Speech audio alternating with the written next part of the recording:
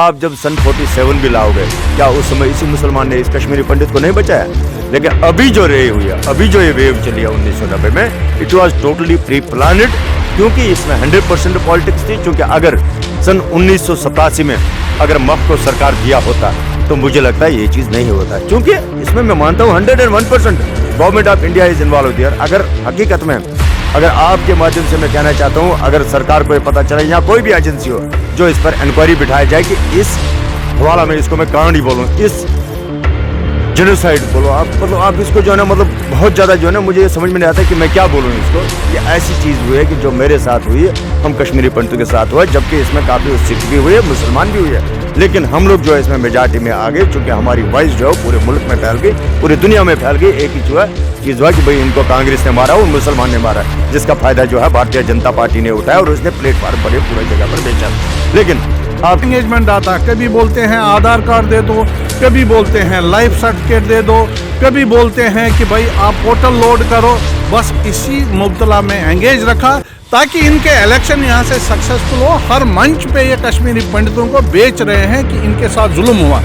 आज की गवर्नमेंट 1990 से कहती आ रही है ये पार्टी कि इनके साथ जिनोसाइड हुआ, इनके साथ जुल्म हुआ, ये रिफ्यूजी है अपनी कंट्री में। लेकिन जब इख्तिदार में आए, न हमें जिनोसाइड का स्टेटस दे दिया, न हमें रिफ्यूजी का स्टेटस दे दिया।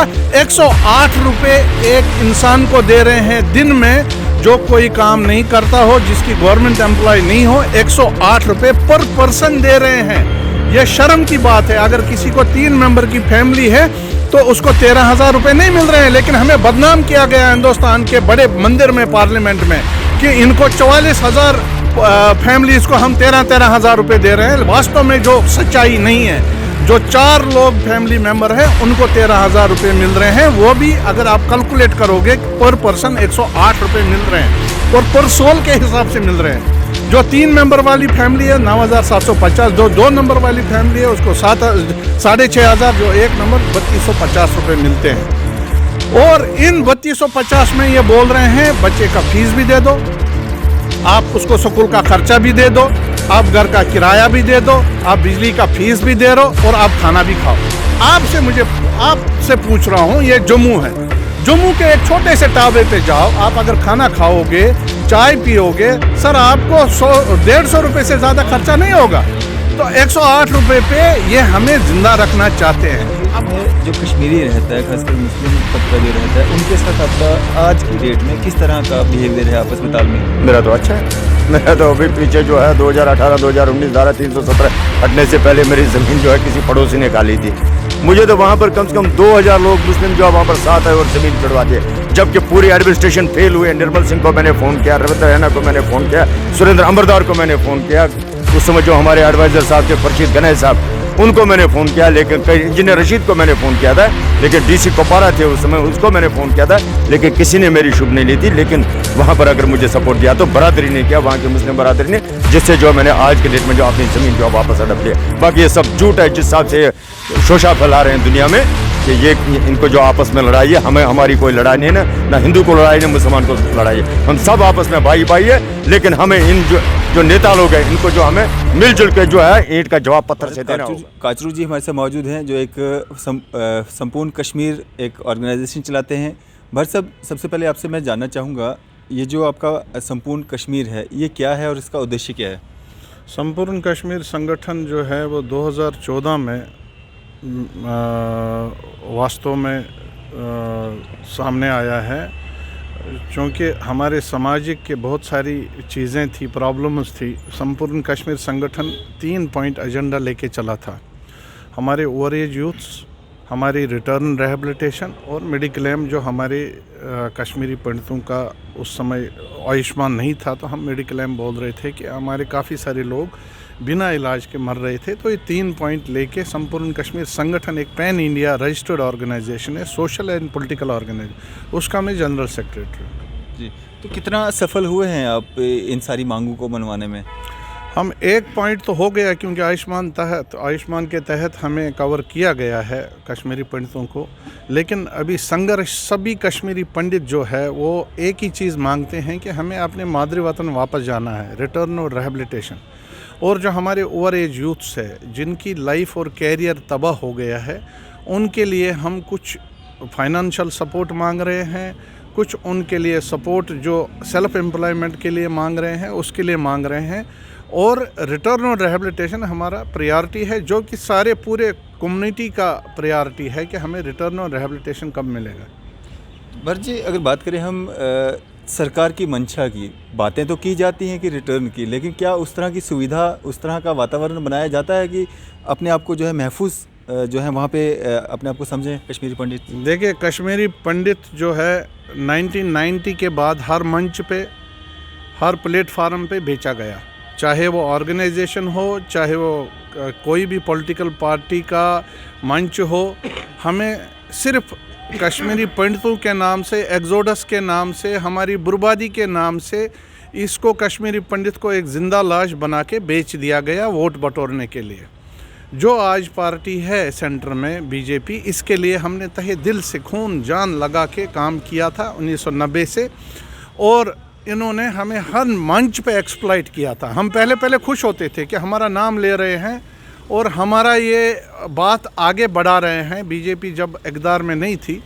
लेकिन अल्टीमेटली हमें ये पता चला है कि ये लोग हमें एक्सप्लॉइट कर रहे हैं। जब 2014 में ये पावर में आ गए, उसके बाद हमें ये लगा था कि अब बीजेपी हमारी बात करेगा और हमें कश्मीर में रिहेबिलिटेट करेगा या और कोई सुविधा कश्मीरी पंडितों को देगा, जो कि इनकी प्रायोरिटी थी। जो कि 24 मार्च 2014 जब मोदी जी यहाँ आए थे, उन्होंने पहले भाषण में कश्मीरी पंडितों का नाम लिया था, लेकिन उसका उल्टा हो गया।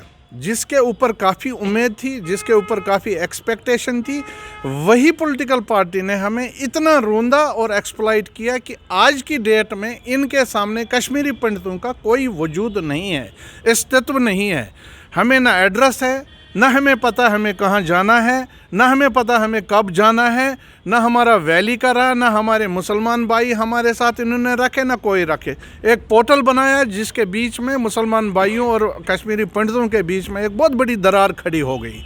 हम मांग रहे थे कि जो हमारा लॉस हो गया प्रॉपर्टी का, इमूवेबल प्रॉपर्टी जो डिस्ट्रेस सेल में हमने बेची, उसका लॉस गवर्नमेंट ऑफ इंडिया को देना चाहिए। वो क्यों देना चाहिए? क्योंकि ये डेमोक्रेटिक कंट्री थी, ये 47 से पहले का कंट्री नहीं है जब हम गुलाम थे।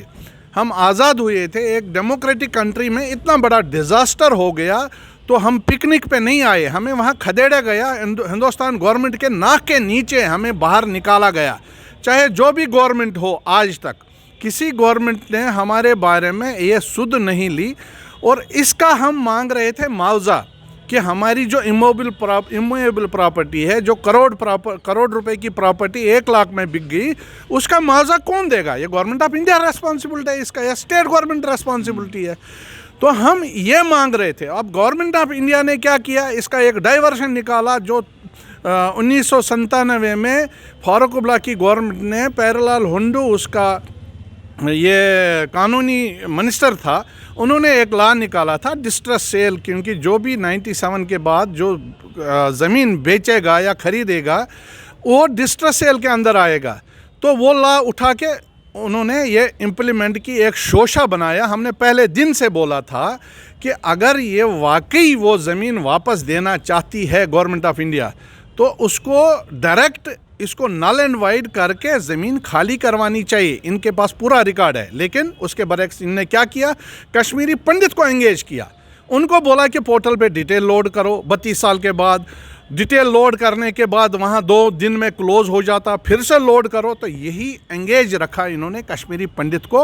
हर 6 महीने के बाद एक एंगेजमेंट आता। कभी बोलते हैं आधार कार्ड दे दो, कभी बोलते हैं लाइफ सर्टिफिकेट दे दो, कभी बोलते हैं कि भाई आप पोर्टल लोड करो। बस इसी मुब्तला में एंगेज रखा ताकि इनके इलेक्शन यहाँ से सक्सेसफुल हो। हर मंच पे ये कश्मीरी पंडितों को बेच रहे हैं कि इनके साथ जुल्म हुआ। आज की गवर्नमेंट 1990 से कहती आ रही है ये पार्टी कि इनके साथ जिनोसाइड हुआ, इनके साथ जुल्म हुआ, ये रिफ्यूजी है अपनी कंट्री में। लेकिन जब इख्तिदार में आए, ना हमें जिनोसाइड का स्टेटस दे दिया, ना हमें रिफ्यूजी का स्टेटस दे दिया। 108 रुपये एक इंसान को दे रहे हैं दिन में, जो कोई काम नहीं करता हो, जिसकी गवर्नमेंट एम्प्लॉय नहीं हो। 108 रुपये पर पर्सन दे रहे हैं। यह शर्म की बात है। अगर किसी को 3 मेंबर की फैमिली है तो उसको 13,000 रुपये नहीं मिल रहे हैं, लेकिन हमें बदनाम किया गया हिंदुस्तान के बड़े मंदिर में, पार्लियामेंट में, कि इनको 44,000 फैमिलीज़ को हम 13,000 रुपये दे रहे हैं। वास्तव में जो सच्चाई नहीं है, जो 4 लोग फैमिली मेंबर हैं उनको 13,000 रुपये मिल रहे हैं। वो भी अगर आप कैलकुलेट करोगे पर पर्सन 108 रुपये मिल रहे हैं, और पर सोल के हिसाब से मिल रहे हैं। जो 3 मेंबर वाली फैमिली है 9,750, जो 2 नंबर वाली फैमिली है उसको 6,500, जो 1 नंबर 3,250 रुपये मिलते हैं। और इन 3,250 में ये बोल रहे हैं बच्चे का फीस भी दे दो, आप उसको स्कूल का खर्चा भी दे दो, आप घर का किराया भी दे दो, आप बिजली का फीस भी दे रहो, और आप खाना भी खाओ। आपसे पूछ रहा हूँ, ये जम्मू है, जम्मू के एक छोटे से ढाबे पे जाओ, आप अगर खाना खाओगे, चाय पियोगे, सर आपको 150 रुपये से ज़्यादा खर्चा नहीं होगा। तो 108 रुपये पे ये हमें ज़िंदा रखना चाहते हैं। अब आप ही समझो, गवर्नमेंट ऑफ इंडिया हमें मारना चाहती है कि ज़िंदा रखना चाहती है। अब इनको क्या हुआ, इनको इन्वेस्टमेंट मिल गए कश्मीर में, इनको सऊदी अरबिया से, अमेरिका से, इजराइल से इन्वेस्टमेंट कर रहे हैं। इनको अब कश्मीरी पंडितों की ज़रूरत नहीं है, क्योंकि वोट बैंक नहीं है, वो भी इन्होंने उड़ा दिया। तो एक नागरिक, एक सिटीज़न होने की वजह से, हिंदुस्तान का मैं सिटीज़न हूँ, मेरा हक बनता है अपनी आवाज़ उठाना, चाहे मैं वोट दे दूँ या नहीं दे दूँ। यह गवर्नमेंट ऑफ इंडिया की रिस्पॉन्सिबिलिटी है कि हर सिटीज़न जो हिंदुस्तान का है, अरे आप अपनी कंट्री के रिफ्यूजियों को सुधार नहीं रहे हो, और अफ़गानिस्तान के, पाकिस्तान के, बांग्लादेश के सिटीज़नों को आप डोमिसाइल दे रहे हो। आप अपने रिफ्यूजी को नहीं संभाल रहे 32 साल से, 4-4.5 लाख। आप पॉलिटिकल बेस पे पद्म भूषण बांट रहे हैं। पद्म भूषण पब्लिक अफेयर्स में दे दिया इन्होंने एक्स चीफ मिनिस्टर के यहाँ। किस हिसाब से दे दिया? वो एक्स चीफ मिनिस्टर था, उसका पब्लिक 5.5 लाख लोग दरबदर है बाहर, उसका खुद का पब्लिक जिनका 10,000 साल का वजूद है कश्मीर में, वो दरबदर फिर रहे हैं, और आप उसको पद्म भूषण दे रहे हो। ये मैंने पहले भी बोला है, कोई भी कश्मीर का पॉलिटिकल लीडर वो पद्म भूषण और पद्मश्री के लायक नहीं है। इन्होंने बहुत बड़ी इंसल्ट की और बहुत बड़ा बदनुमा दाग लगाया इस डिज़ास्टर पे, क्योंकि इन्होंने पद्म भूषण अपने मुफाद के लिए और पॉलिटिकल अफेयर्स के लिए दिया, पब्लिक अफेयर्स के लिए नहीं दिया। हमारे साथ सुनील पंडिता जी भी मौजूद हैं। सुनील जी, क्या कुछ इस तरह की स्थितियां बनी थी कि कश्मीरी पंडित को जो है कश्मीर छोड़ने पर मजबूर किया गया? देखिए, कश्मीरी पंडित को मैं आज भी ये बता रहा हूँ कि अगर आज कश्मीरी पंडित विस्थापित है due to reason of bad and corrupt politics of our own country, क्योंकि हमारे देश में हमारी फ़ौज, हमारी सिक्योरिटी, हमारा सब कुछ हमारा वहीं है। उसके बाद अगर मिलिटेंट आए या ऐसी कोई हरकत हुई कि जिससे हमें जो वहाँ से भगाया गया, तो मैं तो ये मानता हूँ इसका जो है पूरा जिम्मेदार जो है गवर्नमेंट ऑफ इंडिया, चाहे किसी भी कोई भी पार्टी थी उस समय या क्या थी, मुझे उससे मतलब नहीं है। क्योंकि आज भी वही पटवारी है, आज भी वही एसएचओ है, आज भी वही थानेदार है, आज भी वही सिपाही है जो उस समय थे। अगर गवर्नमेंट ऑफ इंडिया सिंसियर होती, और I think it was a pre planned, क्योंकि एक हिंदुस्तान को जो है कांग्रेस मुक्त करना था, दूसरा जम्मू कश्मीर को जो है धारा 317 हटाने के लिए था, क्योंकि कश्मीरी पंडित को जो है सन 47 में भी जो है बलि का बकरा बनाया हुआ, और इस बार भी जो है इसको सन 1990 में भी जो है इसको बलि का बकरा बनाया। आप ये देख सकते हैं 3 जनरेशनें हमारी ख़त्म हुई है, कश्मीरी पंडित के 3 जनरेशनें ख़त्म हुई है। उसके बाद भी जो है भारत सरकार जो है टस से मस नहीं हो रहा है, जबकि ये वो कश्मीरी पंडित है जिसने अभी तक 2 प्रधानमंत्री जो है इस देश को दिए है, लेकिन उसके बदले क्या मिला हमें? घर से बेघर। अरे हमारा क्या पाप है, हमारा क्या गुनाह हुआ है ऐसा? हम अपने देश में, अपने स्टेट में जो है विस्थापित है, क्यों जो है आप लोगों को ये समझ में नहीं आ रहा है कि हमें इसका समाधान क्या निकालना है? क्योंकि 32 साल कोई कम नहीं होता है। 32 साल में जो है भगवान राम भी जो है 14 साल में जो है वापस आए थे वनवास काट के, लेकिन हम कश्मीरी पंडितों ने पता नहीं ऐसा क्या पाप किया कि जिससे आज हम जो है 14 नहीं, 28 नहीं, अब 32 साल हो गया। 32 साल के बाद भी जो है भारत सरकार के पास कोई रोड मैप नहीं है कि इस कश्मीरी पंडित के लिए हमें क्या करना है। बाकी आप कहते हो रिलीफ दे रहे हैं, वो दे रहे हैं, मैं कहता हूँ आप ये भीख का कटोरा बंद कीजिए, इन हाथों को आप रोज़गार दीजिए, इन हाथों को आप एम्प्लॉयमेंट दीजिए, इन हाथों को आप जो है क्या प्रॉपर तरीके से जो है सेट कीजिए, क्योंकि आप जिस हिसाब से रिलीफ का गुहार हम पे लगा रहे हैं, बंद कीजिए। और हम कोई यहाँ पर जो है पिकनिक मनाने नहीं आए, हम यहाँ पर अगर आए विस्थापित हो गए, और इसका जिम्मेदार मैं बार बार ये कहता हूँ फेलियर है गवर्नमेंट ऑफ इंडिया कि जिसने अपना जो है अपना अपना बगीचा जो नहीं संभाल पाए, जो अपना देश जो है नहीं संभाल पाए। क्योंकि आज भी आप देख सकते हैं धारा 317 हट गया, उसके बाद क्या कोई चेंज हुई है? आज भी वही हो रहा है। कितने किलिंग हुए उसके बाद, कितने हो रहे हैं अभी, बाकी कांड कितने हुए? लेकिन ये अगर आप इनको बोलोगे तो रोएंगे क्यों? इसमें आपके जो है ब्यूरोक्रेट इन्वॉल्व है, मंत्री इन्वॉल्व है, कई सारी चीज़ इन्वॉल्व है।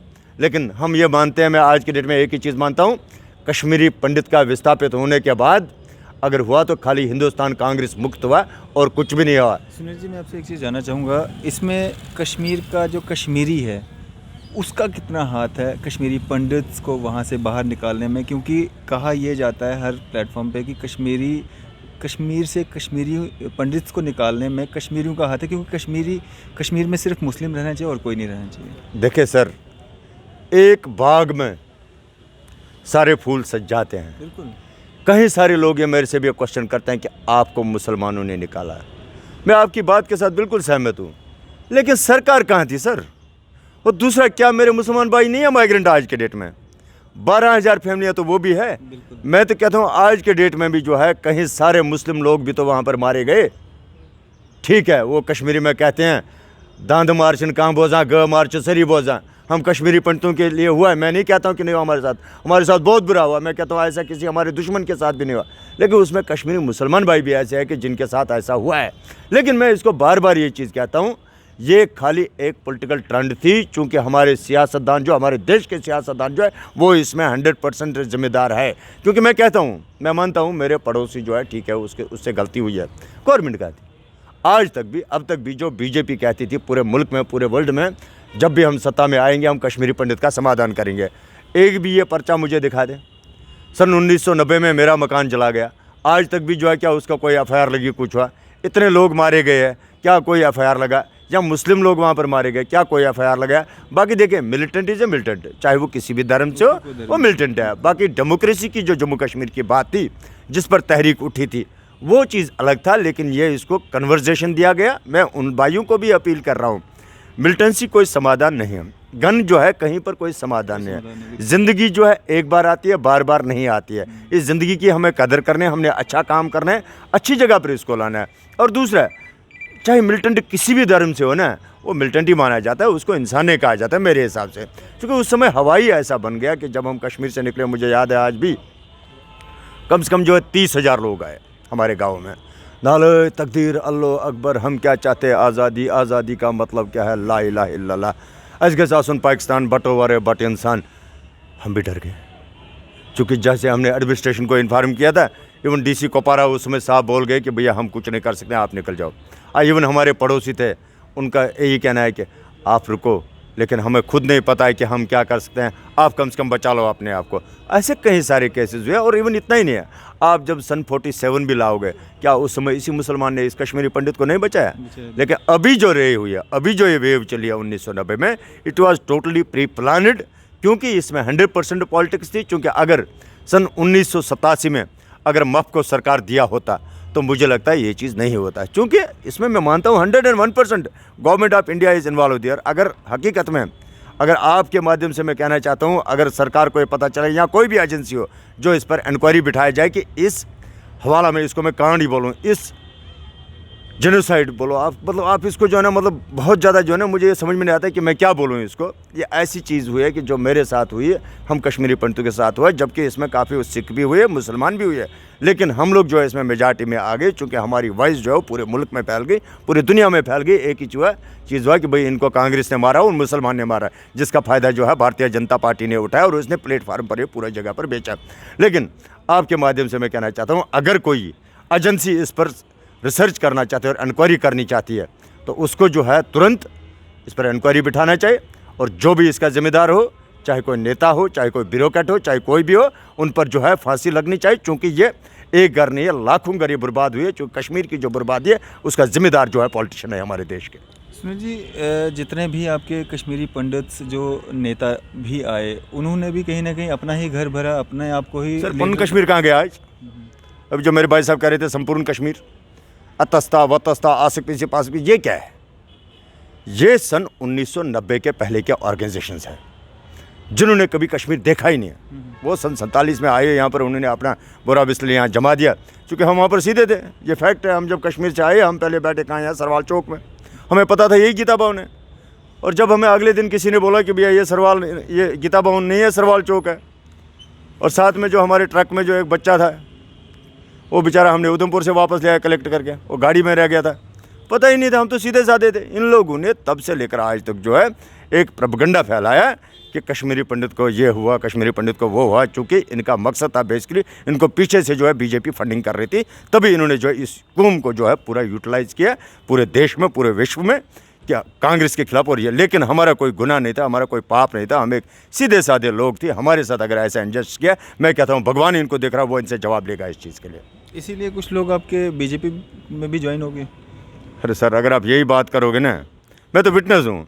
एक बीजेपी के जो है एक बड़े अपने आप को जो है क्या बड़े सीनियर लीडर बोलते हैं, मैंने उनको यही चीज़ कहा। मैंने कहा सर, कश्मीर के हालात दिन बे दिन जो है ख़राब ही हो रहे हैं, हमें बताओ हमें क्या करना है, क्या हो रहा है वहाँ पर। मैंने कहा कि सर सब कुछ हमारा है। जब फॉरेन डेलीगेशन आई है, आपने उनको क्लीन चिट दिया कि यहाँ सब कुछ ठीक है, लेकिन जब हम वहाँ पर बोल रहे थे, आप लोगों ने क्यों नहीं बोलने दिया। इतना सा कहने के ऊपर जो है वो तो बिल्कुल जो भड़क गए मेरे ऊपर। कहते आप पाकिस्तानी है, आप अलगाववादी है, आप देशद्रोही है, देश कुछ है, बड़ा जो है मतलब जो इनकी बात बोलेगा वो भारतीय, और मुझे इनसे सर्टिफिकेट नहीं चाहिए। I am a true Indian, चूँकि मैंने देश के लिए जो है क्या सब कुछ कुर्बान किया, मैंने देश के लिए मैंने सब कुछ कुर्बान किया, लेकिन उसके बाद मुझे किसी की सर्टिफिकेट नहीं चाहिए। लेकिन ये लोग उसी की बात रखेंगे जो इनकी हाँ में हाँ करेगा। जो हाँ में हाँ नहीं करेगा तो वो देशद्रोही हो गया। ये तो है, इसमें तो कोई नई बात है नहीं। बाकी कश्मीरी पंडित लीडर जो है आज तक, अब तक जितने भी लीडर हैं, इन्होंने सबों ने अपने घर बसाए। जैसे कश्मीरी मुसलमानों के लीडर जो है, जैसे उन्होंने वहाँ पर मुसलमानों को बेचा, वैसे यहाँ पर हमें कश्मीरी पंडितों को बेचा। तो मैं कहता हूँ इस पर जो है इंक्वायरी बैठनी चाहिए, जुडिशली बैठनी चाहिए, इन पर जो है इंक्वायरी करनी चाहिए। क्योंकि अगर ये भाईचारा जो 30 साल पहले का जो हमारा भाईचारा था, वो वापस आना चाहिए। सुनील जी, कश्मीर में जो कश्मीरी रहता है, खासकर मुस्लिम तबका जो रहता है, उनके साथ आपका आज की डेट में किस तरह का बिहेवियर है, आपस में तालमेल? मेरा तो अच्छा है। मेरा तो अभी पीछे जो है 2018-2019 धारा 317 हटने से पहले मेरी ज़मीन जो है किसी पड़ोसी ने खा ली थी।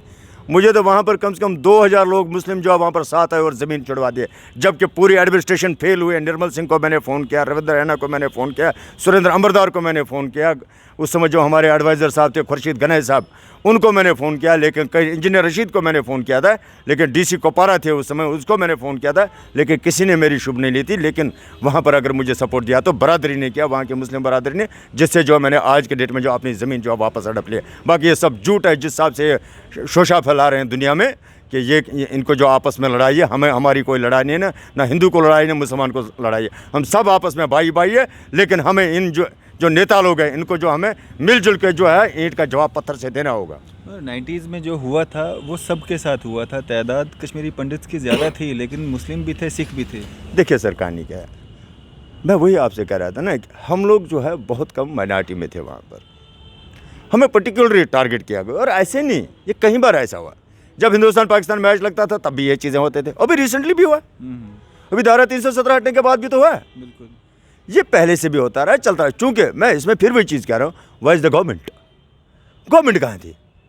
अगर आज आप कहते हो कि वहाँ पर ये कश्मीरी पंडित की ज़मीन है, और इवन जैसे मैं आपको बता रहा था, मैं 2 साल पीछे लगा था अपनी ज़मीन निकलवाने के चक्कर में, नहीं निकली। लास्ट पर जब मुझे बरादरी ने सपोर्ट दिया तो निकल गए। वैसे ये चीज़ें जो है ना, ये चीज़ें प्री प्लान्ड होती है, चूँकि पॉलिटिशियन को जो है आपका मेरा जो है मन दूर करने के लिए, ताकि उनकी जो है रोटी सीखेंगे। मैं आपके माध्यम से अपने बरादरी से जो अपील कर रहा हूँ, खासकर जम्मू कश्मीर के लोगों को, इन पॉलिटिशियनों को जो है ईंट का जवाब पत्थर से दो। चूँकि यही वो लोग हैं कि जो हमें 5 साल के लिए जो है हम इनको जो अपनी तकदीर जो है बंद करके देते हैं। आने वाले दिनों में जो भी आपको जो है नेता सही लगेंगे उसको वोट डालो, जो नहीं लगेगा उसको मत डालो। और ख़ासकर ये जो फितने उठाएंगे, ये हिंदू है, ये मुसलमान है, सिख है, उसको वोट मत डालो कभी भी। वो उसको सबसे बड़ा दुश्मन वो है। क्योंकि हम लोगों को आज अगर तोड़ा, एक तरफ से जो मुसलमानों के पीरों ने, एक तरफ से जो हिंदू के पीरों ने, मैं कहता हूँ ये बंद कीजिए, इससे हमारा समाधान नहीं होगा। क्योंकि जम्मू कश्मीर एक था, जम्मू कश्मीर एक रहेगा। चलिए, शुक्रिया हमारे साथ बातचीत करने के लिए। Thank you sir. तो ये थे हमारे साथ सोशल एक्टिविस्ट सुनील पंडिता जी। इसी तरह की मज़ीद अपडेट्स के लिए आप देखते रहे न्यूज़ शेयर इंडिया। मैं अरफाज मडैंग, कैमरामैन शाहनवाज के साथ।